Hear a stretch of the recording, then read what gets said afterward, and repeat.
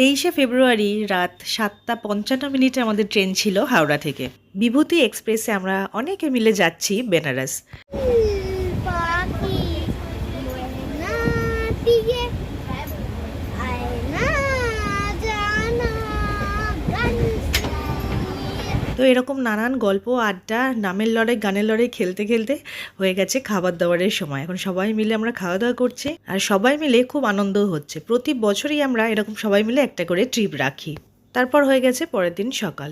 ভোরের আলো ঠিক করে ফোটার আগেই আমাদের গুড মর্নিং হয়ে গিয়ে চা খাওয়া হয়ে গেছে। ট্রেনে তো আর অত ভালো করে ঘুম হয় না, তাই মর্নিংটা তাড়াতাড়ি হয়ে যায়। তার সঙ্গে থাকে একটা এক্সাইটমেন্ট, কখন পৌঁছাবো। একদম সকালের দিকটা কিন্তু এখানে বেশ একটু হালকা হালকা ঠান্ডাও লাগছিল। তবে প্রবলেম একটাই, ট্রেনটা এত লেট করছিল যে সবারই ঘুম পেয়ে যাচ্ছিল। তো ফাইনালি জানলা দিয়ে দেখতে পেলাম নমঘাট।